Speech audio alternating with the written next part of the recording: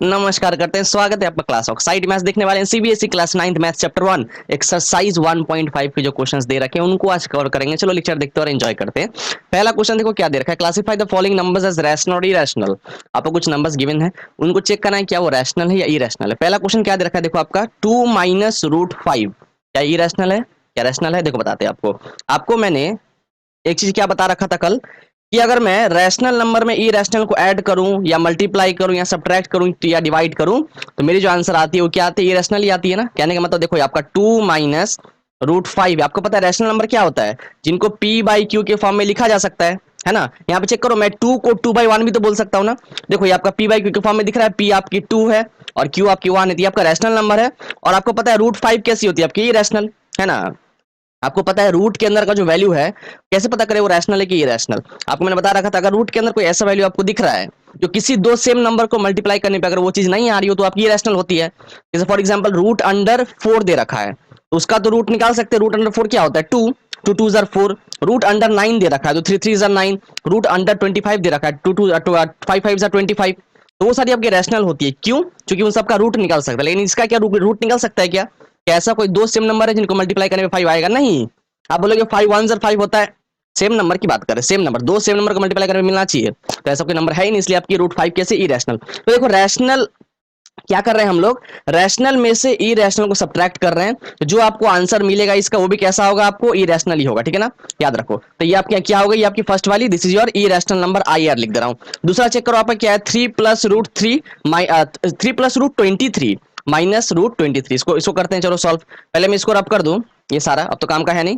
Second वाला देख लो अब, चलो फटाफट से। तो आपकी क्या दे रखी है, 3 प्लस रूट 23 और यहाँ पर क्या है आपका माइनस रूट 23, इस तरीके से है। यहाँ पे आपका ये ब्रैकेट लगा हुआ है। चलो इसको सॉल्व करते हैं, तो देखो आपकी क्या होगी, ये प्लस रूट 23 और ये माइनस रूट 23 दोनों कैसे हैं आपके, इरेशनल है। और यहाँ पे 3 आपका कैसा है, रैशनल। देखो ये तो कैंसिल आउट हो गया ना।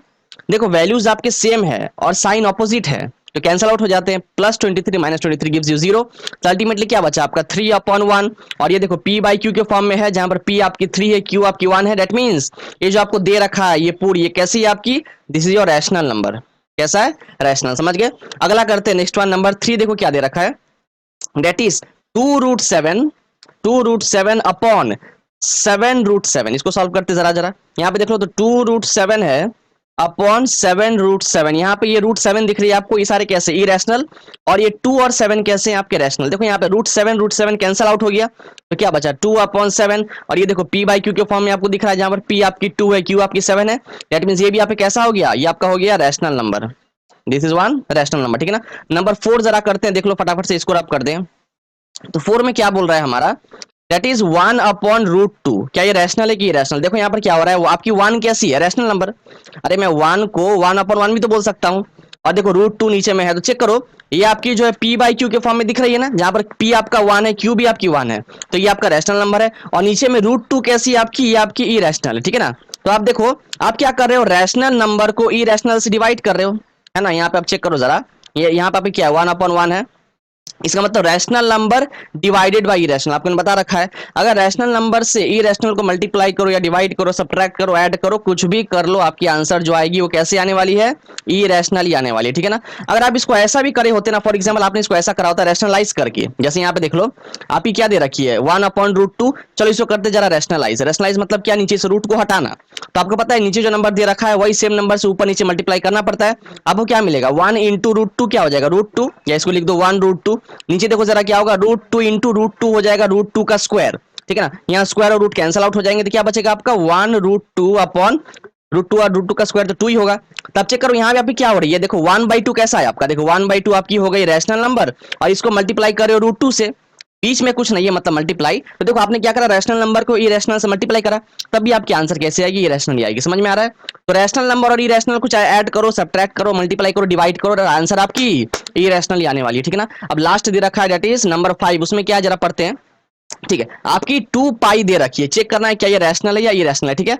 आप देखो मुझे ये बताओ 2 कैसी है आपकी, वो तो रैशनल हो गई ना, और पाई आपका होता है इरेशनल, आपको पता है। देखो यहाँ पर 2 पाई है, दैट मींस 2 और पाई मल्टीप्लाई में 2 आपका कैसा है, इसको मैं 2/1 भी लिख सकता हूँ, तो ये आपका हो गया रैशनल नंबर, चूंकि हमने p बाई क्यू के फॉर्म में इसको लिख दिया। और पाई कैसी होती है आपको पता है ना, इरेशनल। देखो पाई की वैल्यू क्या होती है, आपने पढ़ रखा है 22/7, जो ये वैल्यू है 22/7 ये होती है रैशनल, बात समझो। जो इसकी वैल्यू होती है ना 22/7, अगर इसका आप डेसिमल एक्सपेंशन करो तब क्या देखोगे, देखने को मिलेगा आपको। ऑल मैंने इसको पहले एक लेक्चर में बता रखा था ये सारी चीजें। तो आपने वहां पे क्या देखा था, 22/7 का जब डेसिमल एक्सपेंशन करोगे तो आपको एक ऐसा नंबर मिलेगा जो कि आपकी नॉन टर्मिनेटिंग होगी, साथ साथ रिपीटिंग होगी। तो नॉन टर्मिनेटिंग साथ साथ रिपीटिंग वो कहलाता है रैशनल नंबर। पाई है ई रैशनल, और लेकिन आपका 22/7 कैसा है, रैशनल। तब बोलोगे दोनों तो पाई की वैल्यू है, मतलब पाई इक्वल्स 22/7, तो पाई इरेशनल और इरेशनल कैसे है। तो आप बात समझो, हम जो वैल्यू देखते हैं बेसिकली, जो आप देखोगे ना पाई का वैल्यू, वो एक्चुअल में कुछ ऐसा आता है। डेट इज, मेरे को सही से तो वैल्यूज याद नहीं है, अगर आप देखोगे उसको इंटरनेट पे चेक कर लेना। तो पाई की वैल्यू आई थिंक समथिंग 3.01 कुछ होती है, ये कंटिन्यू करती है। और ये आपकी जो बेसिकली पाई की वैल्यू होती है ना, ये आपका नॉन टर्मिनेटिंग होता है, मतलब कभी एंड नहीं करेगा, साथ साथ आपकी जो है ये नॉन रिपीटिंग होती है। तो नॉन टर्मिनेटिंग और नॉन रिपीटिंग कहलाता है आपका इरेशनल नंबर। लेकिन हम पाई की वैल्यू अप्रोक्स करके, मतलब इस चीज को ना, बात समझो, इस चीज को जो वैल्यू आती है आप नेट पे चेक कर लेना। तो जो पाई की वैल्यू दे रखी है उसको हम लोग अप्रोक्स करके लिखते हैं 22/7, और जब इसका डेसिमल एक्सपेंशन करते हैं तो वो कुछ और आता है। वो आपकी आती है समथिंग आई थिंक 3.14 और समथिंग वो रहता है। और ये आपकी होती है नॉन टर्मिनेटिंग। अगर आप इसका डेसिमल एक्सपेंशन करो आपको देखने को मिलेगा कि ये आपकी जो है ना ये वाली वो नॉन टर्मिनेटिंग होती है और साथ साथ रिपीटिंग होती है। समझ गए। तो पाई आपका होता है इरेशनल, क्योंकि उसका डेसिमल एक्सपेंशन अगर आप नेट पे चेक करोगे तो आपको मिलेगा टर्मिनेट नॉन टर्मिनेटिंग साथ साथ नॉन रिपीटिंग। लेकिन उसको हम लोग क्या करते हैं, उसको हम लोग जो है अप्रॉक्स वैल्यू लेते हैं 22/7, और 22/7 को जब डेसिमल एक्सपेंशन करोगे तो आपको एक ऐसा नंबर मिलेगा जो कि आपकी नॉन टर्मिनेटिंग और रिपीटिंग होगी, जो कि आपकी रैशनल होती है। ठीक है ना। तो आज से कोई पूछे पाई इरेशनल है, बिल्कुल। लेकिन जो पाई की वैल्यू है 22/7, क्या वो इरेशनल है, नहीं। तो वो कैसी है फिर, वो आपकी रैशनल है। ठीक है। देखो यहाँ पर क्या है, फिर हमने रैशनल को इरेशनल से मल्टीप्लाई करा, आपको पता है आंसर क्या मिलेगी, आपको इरेशनल ही आएगी। ठीक है, मैंने आपको बोल रखा है इरेशनल से रैशनल को मल्टीप्लाई करो, सब्ट्रैक्ट करो, डिवाइड करो, कुछ भी कर लो, आंसर आपकी इरेशनल ही आने वाली है। ठीक है ना। आगे देखते हैं, अगला पढ़ते हैं। अब देखो यहाँ पर क्या दिखा है, सिंपलीफाई मतलब सिंपल करो, जितना सिंपल कर सकते हो सॉल्व करके। ठीक है ना। पहला क्वेश्चन क्या है, 3+√3 ब्रैकेट ओपन 2+√2, इसको चलो सॉल्व करते हैं। यहाँ पर देख लो तो क्या दे रखा है आपका, दैट इज 3+√3, और यहाँ पे क्या दे रखा है 2+√2, यही तो है ना, बिल्कुल। देखो अगर मैं 3 को ए पकड़ लूं, √3 को बी पकड़ लूं, तो यहाँ पे आपका 2 हो जाएगा सी, और √2 क्या हो जाएगी डी। तो आपको क्या दिख रहा है, a+b इंटू c+d क्या होता है। आपको सॉल्व करने का तरीका पता है ना, कैसे सॉल्व करते हैं, आपको मैंने बता रखा है ये सॉल्व करने का। इसको पहले इससे मल्टीप्लाई करो, फिर इसको इससे भी मल्टीप्लाई करो, जब उसका काम हो जाए उसके बाद फिर आप b को c से मल्टीप्लाई करो, देन b को d से भी मल्टीप्लाई करो। चलो सॉल्व करते जरा देख लो यहाँ पे कैसा होगा। तो आपका a कितना है 3 और c कितनी है 2, तो जब a और c को मल्टीप्लाई करोगे तो a इंटू सी कितना हो जाएगा ac, दैट मीन्स यहाँ पे आपका हो जाएगा 3 इंटू 2। ठीक है ना। उसके बाद यहाँ लगाओ प्लस साइन, क्यों, क्योंकि आपको ए और डी में डील करना है। देखो आप ए और डी को मल्टीप्लाई कर रहे हो, डी की साइन क्या है, आपका डी है यहाँ पे √2, उसकी साइन क्या है पॉजिटिव। आपको पता है कि नंबर के आगे वाला होता है उसका साइन, तो इसकी ये साइन एक्चुअली में इसकी है। ठीक है ना। ये साइन एक्चुअली में इसकी है, तो फिर इन दोनों की साइन क्या है, इसके आगे में कुछ नहीं है मतलब प्लस, इसके आगे में कुछ नहीं है मतलब प्लस। ठीक है ना। सबका साइन मैंने बता दिया आपको। अब देखो जब आप 3 और इसको डील कर रहे हो, that means A into D क्या होगा, A D plus A D होगा, क्योंकि plus plus into plus plus ही होता है ना। देखो प्लस प्लस दोनों केस में, तो प्लस इंटू प्लस प्लस होता है, यहाँ पे मैंने प्लस बैठा दिया। और ए इंटू डी कितना होगा, ए डी मतलब 3√2। इन दोनों का आपको पता है, ऐसा मत कर देना कि अगर आपकी 3 है और इंटू √2 है तो इसको लिख कर आ जाना इस तरीके से, दैट इज √3 ना, गलत हो जाएगा ये, ऐसा मत कर देना। ये आपका नॉन रूट है और ये आपका रूट वाला टर्म है। मैंने आपको पहले बता रखा है कि एक रूट और नॉन रूट वाले टर्म ना तो उसको आप सही से मल्टीप्लाई कर पाओगे, ना तो ऐड कर पाओगे, ना सब्ट्रैक्ट कर पाओगे, और ना डिवाइड कर पाओगे। तो वो जैसा है वैसा रहेगा। जब आप मल्टीप्लाई कर रहे हो तो बस आसपास लाके जोड़ देना। क्या करोगे, देखो मैंने यहाँ पे तो वही किया ना। देखो आपकी ए जो है वो एक नॉन रूट है और डी आपकी रूट है, तो मैंने आसपास लाके बस जोड़ दिया, उसको बना दिया 3√2। ठीक है ना। इसको सॉल्व करते फर्दर, इसको मिटा दूं मैं पहले, इसको मिटा देते। अब देखो जरा यहाँ पे, तो a इंटू डी हो गया, आप करेंगे b इंटू सी। देखो a से तो काम हो गया ना, a से मैंने c को भी मल्टीप्लाई करा तो ये मिला, और a से d को भी मल्टीप्लाई करा तो ये मिला। अब आप बारी है c की, आप क्या करेंगे b और c को करेंगे मल्टीप्लाई। तो b और c को मल्टीप्लाई करो, b कितना है आपकी √3 और c कितना है 2, तो c आपका नॉन रूट है और b आपकी रूट वाली टर्म है। जब दोनों को मल्टीप्लाई करोगे तो दोनों आसपास आके लग जाएंगे, और दोनों की साइन क्या है, प्लस ही है। देखो √3 की साइन प्लस, √2 की sign plus, plus into plus कितना होता है प्लस। यहाँ पे देखो आपको बता दूं, प्लस इंटू प्लस करने पे आपको प्लस मिलता है, प्लस इंटू माइनस करोगे तो आपको माइनस मिलेगी, माइनस इंटू प्लस करोगे तब भी आपको माइनस मिलेगी, माइनस इंटू माइनस करोगे तो आपको प्लस मिलेगा। ये चीज आप देख लेना, ठीक है ना, ये चीज आप देख लेना आराम से। चलो अब यहाँ पर देखो तो प्लस प्लस कितना होता है, प्लस ही होता है। और b into c that means 2 into root three कितना होगा, 2√3। इसको सॉल्व करो जरा। उसके बाद क्या करना है, उसके बाद करना है b और d को मल्टीप्लाई। b कितना है √3, d कितना है √2। अब देखो दोनों आपके रूट में है तो अब ये मल्टीप्लाई हो सकते हैं, बिल्कुल दोनों रूट में है तो आप इसको सॉल्व कर सकते हो। तो √3 इंटू √2 क्या हो जाएगा, आपको मैंने एक ऑपरेशन बताया था ना, रियल नंबर का एक ऑपरेशन मैंने आपको दिखाया था कुछ इस तरीके से। आप देख लो, आपको मैंने क्या बताया था, अगर √a इंटू √b हो, इसको हम ऐसा भी लिख सकते हैं √/ab, ऐसा बताया था ना। तो देखो यहाँ पे √a क्या है आपका, दैट इज √3, और √b क्या है आपका, देखो √2। अब इन दोनों को मल्टीप्लाई करो तो आपका मिल जाएगा √ab, that is √3 into 2, that is 3×2=6। इसको जरा मिटा दूं मैं, ये तो अब मैंने काम किया है ना, इसको मिटा दूं। हाँ, तो इसका मतलब आपको यहाँ पर क्या मिल जाएगा, ये देख लो, यहाँ पर आपको मिल जाएगी दैट इज √6। 3×2=6 होता है, यहाँ पर √6 आ गया, ठीक है ना। इसको सॉल्व करो जरा, ये कितना है, 6 है, 6 प्लस 3√2 प्लस 2√3 प्लस √6। क्या इन सब में कोई सा भी सॉल्व हो सकता है, नहीं। देखो ये तो आपका नॉन रूट वाला टर्म है, इनसे तो ना आप इसको प्लस कर सकते हो, ना इससे ये सॉल्व होगा, ना इससे ये सॉल्व होगा, ठीक है ना। तो ये 6 तो आपकी ऐसी रहेगी। अब बाकी के लिए चेक करो, इसको पहले मिटा दूं। हाँ, ये सब मिटा देते ताकि सब कुछ क्लियर रहे देखने में। हाँ, अब बाकी के चेक करो, क्या आप बाकी सारे सॉल्व कर पाओगे क्या। देखो ना तो आप इसको इससे ऐड कर सकते हो, ना इसको इससे ऐड कर सकते, क्यों। देखो दोनों आपके रूट वाले टर्म तो है, लेकिन मैंने आपको बता रखा है सिर्फ रूट होना काफी नहीं है, रूट वाले टर्म सेम भी होने चाहिए। यहाँ पे आपका 3√2 है और यहाँ पे आपका 2√3 है। देखो इसका रूट कुछ और है, इसका रूट कुछ और है, इन दोनों को आप ऐड कर नहीं सकते, जो जैसा है वैसा ही रह जाएगा। उस तरीके से आप इन दोनों को भी कुछ नहीं कर सकते, इसको और इसको भी कुछ नहीं कर सकते, और यहाँ पे भी देखो इन दोनों को भी आप कुछ नहीं कर सकते, क्यों, क्योंकि दोनों का रूट अलग अलग है। इसका मतलब आपकी ये जो आपको मिला यहाँ से यहाँ तक, यही आपकी क्या हो जाएगी, आंसर, बिल्कुल यही आपका पूरा पूरा आंसर है, ठीक है। हमने सॉल्व कर लिया। नेक्स्ट क्वेश्चन क्या है जरा देखो, नंबर 2 क्या दे रखा है, 3 प्लस √3 ब्रैकेट ओपन 3 माइनस √3। इसको मैं रब कर दूं। हाँ, अब जरा देख लो, दैट इज 3 प्लस √3 और ब्रैकेट ओपन 3 माइनस √3। इसको सॉल्व करें जरा। अगर मैं 3 को a पकड़ लूं, √3 को b पकड़ लूं, तो यहाँ भी आपका 3 है, दैट इज a, और यहाँ भी आपका √3 है, दैट इज b। तो देखो a plus b bracket open a minus b क्या होता है, आपको फॉर्मूला पता है ना, आपको फॉर्मूला पता है, अगर a प्लस बी हो इंटू a माइनस बी हो, इसको हम ऐसा भी लिख सकते हैं a² माइनस b²। तो यहाँ पे देखो a², इसका मतलब 3 का स्क्वायर हो जाएगा, 3 का स्क्वायर माइनस b², b कितनी है √3, मतलब यहाँ पे हो जाएगा √3 का स्क्वायर। सॉल्व करो जरा, 3 का स्क्वायर 3 3 9 माइनस यहाँ पे स्क्वायर और रूट कैंसिल, √3 का स्क्वायर 3 मिलेगा, 9 माइनस 3 गिव्स यू 6। देखो आंसर आ गया ना।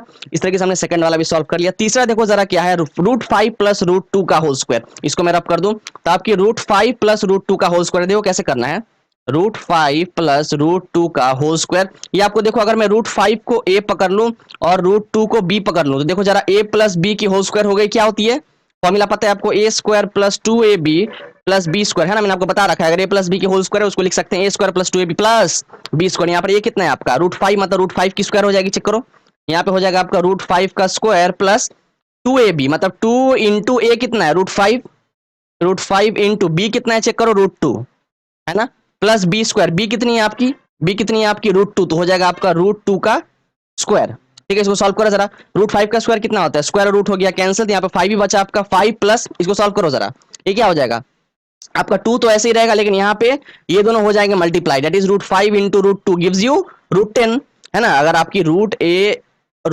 इंटू √b हो, इसको हम क्या लिख सकते हैं, √/ab, आपको पता है, देखो यहाँ पे हमने वही किया, √a इंटू √b, इसको लिख दिया √/ab, दैट इज √5 2 10, ठीक है ना। इसको रब कर दो फटाफट से, आगे देखो फिर उसके बाद फिर क्या करना है यहाँ पे, और यहाँ पर देख लो, अब ये तो पूरा हो गया यहाँ तक, यहाँ पे √2 की स्क्वायर है तो स्क्वायर और रूट हो गया कैंसिल, तो क्या बचा बस 2। अब देखो हम इन दोनों को सॉल्व तो कर सकते हैं ना, देखो इन दोनों को, आपका 5 भी नॉन रूट है और आपका 2 वाला भी नॉन रूट वाले टर्म है, तो दो नॉन रूट वाले टर्म को सॉल्व कर सकते हैं, बिल्कुल। 5 आपका क्या है प्लस में है, और √2 भी आपकी क्या है प्लस में, तो प्लस प्लस प्लस हो जाएगा, ठीक है। तो इसको पहले मैं रब कर दूं, जस्ट अ सेकेंड, इसको रब कर देते हैं, ठीक है। ये देखो जरा, तो आपकी 5 प्लस 2 कितना होता है 7, 5 प्लस 2 7, और यहाँ पे आपका हो जाएगा प्लस, ये तो वैसी रह गई आपकी, ये आपकी हो गई 2√10। क्या इन दोनों को सॉल्व कर सकते हैं, अब नहीं, क्यों, क्योंकि आपका 7 एक नॉन रूट वाला टर्म है और ये 2√10 एक रूट वाली टर्म है, तो एक रूट और नॉन रूट वाले टर्म को ना तो ऐड कर सकते हैं, ना सब्ट्रैक्ट, ना डिवाइड, ना मल्टीप्लाई। हाँ, बस मल्टीप्लाई में क्या कर सकते हैं, आसपास ला के लगा सकते हैं, ठीक है ना। तीसरा भी हमने सॉल्व कर लिया। चौथा देखो क्या है हमारी, यहाँ पर क्या दे रखी है, √5 माइनस √2 ब्रैकेट ओपन √5 प्लस √2, इसको सॉल्व करते जरा। यहाँ पे देख लो, तो यहाँ पर क्या दे रखा है, √5 माइनस √2 और ब्रैकेट ओपन क्या देखा दे रखा है, √5 प्लस √2। सॉल्व करो जरा। अगर मैं √5 को a बोल दूं, √2 को b बोल दूं, तो यहाँ भी √5 है मतलब a, यहाँ भी b है, यहाँ भी आपकी √2 है मतलब आपकी b। ये देखो आपका a minus b into a plus b क्या होता है आपको पता है, ये होता है आपकी ए स्क्वायर माइनस बी स्क्वायर। यहाँ पर a कितना है, √5 तो हो जाएगा √5 का स्क्वायर माइनस b कितनी है, √2 तो हो जाएगा यहाँ पे √2 का स्क्वायर। यहाँ पे स्क्वायर और रूट हो गया कैंसिल, √5 का स्क्वायर 5 ही होता है माइनस √2 का स्क्वायर 2 ही होता है, तो 5 माइनस 2 कितना मिल गया आपको 3। आपकी आंसर आ गई। अगला देखो यहाँ पर क्या दे रखा है, अच्छा चारों हो गए, तो हमने क्या करा, चारों को सिंप्लीफाई कर लिया, मतलब सिंपल कर लिया। देखो यहां से यहां पहुंचे हो तो सिंपल ही तो किए हो ना, देखो कितना सिंप्लीफाई हमने कर दिया, आंसर आ गई। इसके बाद अगला क्या है जरा चेक करो, हमारी एक्सरसाइज 1.3 का क्वेश्चन नंबर 3 दे रखा है, इसमें क्या बोल रखा है, recall pi is defined as the ratio of the circumference of a circle to its diameter। देखो यहाँ पे क्या बोल रहा है, बेसिकली आपको समझा दूं मैं। देखो आपको पता है, अगर मैं यहाँ पे सर्कल बनाऊं, अगर यहाँ पे एक सर्कल है, तो सर्कल की जो सर्कमफरेंस होती है, मतलब सर्कल की पेरीमीटर की बात करें, तो क्या करेंगे, सर्कल का सर्कमफरेंस कैसे निकालते हैं, फॉर्मूला क्या होता है, circumference of circle is equals to 2πr, है ना। और अगर हम इसका में रेडियस, बेसिकली यहाँ पे आर क्या है आपकी रेडियस है, यहाँ पे आर आपकी इस सर्कल की रेडियस है, ठीक है ना। और देखो अगर मैं बात करूं सर्कल की डायमीटर, डायमीटर क्या होता है, diameter is equals to 2r, है ना। मतलब यहां से यहां तक अगर आपकी डायमीटर और डी, ये पूरी डी है यहां से यहां तक, तो डी क्या है, डी बराबर है आपके 2r के। और देखो अगर मैं यहां से पाई निकालना चाहूं, दैट मींस यहां से अगर पाई की वैल्यू क्या हो जाएगी, चेक करो, पाई इज इक्वल्स टू c/d, मतलब सर्कमफरेंस बाय डायमीटर ना। चेक करो जरा, सर्कमफरेंस क्या है 2πr और डायमीटर कितनी है 2r, तो देखो यहां से 2r हो जाएंगे कैंसिल, तो अल्टीमेटली आपको पाई ही मिलेगा, that means pi is equals to pi. मतलब मैं पाई को इस तरीके से लिख सकता हूं ना, बिल्कुल पाई को मैं इस तरीके से लिख सकता हूं, that is circumference upon diameter of the circle. अब बेसिकली यहां पे इशू क्या आ रहा है, देखो क्या बोलना चाह रहा है, देखो this seems to contradict the fact that pi is irrational। How will you resolve the contradiction, तो यहाँ पे बेसिकली कंफ्लिक्ट पैदा हो रहा है, एक समस्या पैदा हो रही है। वो समस्या क्या है आपको बता दूं मैं, ठीक है। यहाँ पे देख लो बेसिकली क्या दिक्कत आ रही है, वो क्या फेस कर रहे हैं दिक्कत, इसको पहले मैं रब कर दो, आपने ऑल दो देख लिया होगा इसको आई होप। तो देखो यहाँ पर समस्या ये आ रही है कि जैसे पाई, जैसे आप यहाँ पे पाई की बात करें, pi is equal to circumference upon diameter. अभी जस्ट देखिए, अगर देखो मान लो अगर आपकी सर्कमफरेंस जो है वो एक रैशनल नंबर हो और आपकी डायमीटर वो भी एक रैशनल नंबर हो, और इन दोनों को डिवाइड करोगे तो आपको पता है रैशनल को रैशनल से डिवाइड करोगे तो आंसर आपकी रैशनल ही आती है। लेकिन क्या आपका पाई रैशनल होता है, नहीं, पाई पता है आपको, मैंने बता रखा है, पाई होती है हमारी इरेशनल। हाँ, पाई की जो वैल्यू होती है 22/7 वो होती है आपकी रैशनल होती है, लेकिन जो पाई है उसकी एक्चुअल वैल्यू जो अगर आप देखोगे नेट में, तो आपकी आती है नॉन टर्मिनेटिंग, साथ साथ आपकी नॉन रिपीटिंग होती है, मतलब पाई आपका एक्चुअल में होता है इरेशनल। लेकिन आप देखो इन दोनों को जब सॉल्व किया c अपॉन डी को, अगर c भी आपकी रैशनल है और आपका डायमीटर भी रैशनल है, दोनों को डिवाइड करने पे आ जाएगी रैशनल, और तो फिर यहाँ दिक्कत पैदा हो जाएगा कि भाई पाई रैशनल कैसे हो सकता है। इसका मतलब c और d में से एक को तो रैशनल होना पड़ेगा या दोनों को ही रैशनल होना पड़ेगा। क्या मतलब वो, इसको जरा देखो, मैं ये बोलना चाह रहा हूं, जैसे आपकी pi is equal to c/d दे रखी है, यहाँ पे c क्या है सर्कमफरेंस, d क्या है डायमीटर। अगर मान लो आपका सर्कमफरेंस जो है वो एक रैशनल नंबर ना हो के इरेशनल नंबर हो जाए, फॉर एग्जांपल आपकी सर्कमफरेंस एक इरेशनल नंबर है और आपकी डायमीटर लेट से एक रैशनल नंबर है, तो आपको पता है आपने अगर एक रैशनल नंबर और इरेशनल नंबर को अगर आपने डिवाइड करा या ऐड करा या सब्ट्रैक्ट करा या मल्टीप्लाई करा, तो जो आंसर आएगी वो आपकी फाइनली क्या होगी, वो भी आपकी इरेशनल ही होगी। आई आर लिख दे रहा हूँ इरेशनल को, समझ में आ रहा है। तो देख लो अगर मान लो आपकी सर्कमफरेंस जो है वो आपकी इरेशनल हो गई, तो आंसर आपका आ जाएगा इरेशनली। जैसे फॉर एग्जांपल यहाँ पे देख लो, अगर मैं इसको रब कर दूं, जस्ट अ सेकंड, हाँ इसको मैं रब करके बता दूं आपको।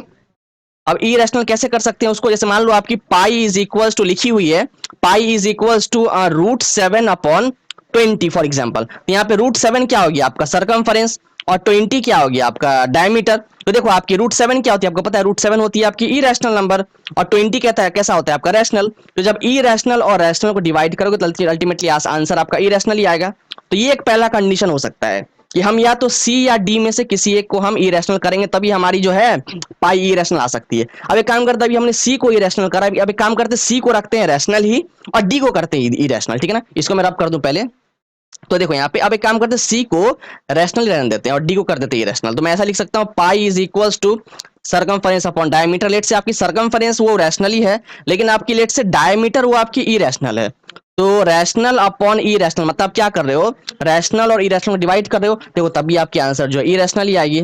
जैसे मान लो अगर ऐसे लिखाओ, that is for example 10 upon root 7 लिखाओ, तो यहाँ पे 10 क्या है, देखो आपकी 10 आपकी हो गई सरकमफरेंस फॉर एग्जांपल, और डायमीटर आपका दिया है रूट 7, तो चेक करो 10 अपॉन रूट 7 अगर आप सॉल्व करोगे, अगर आप इसको रैशनलाइज करोगे तो आपको पता है रैशनलाइज करने पे क्या होता है, नीचे से रूट हट जाती है ना, रैशनलाइज करने पे नीचे से रूट हट जाता है और वो रूट चला जाता है ऊपर।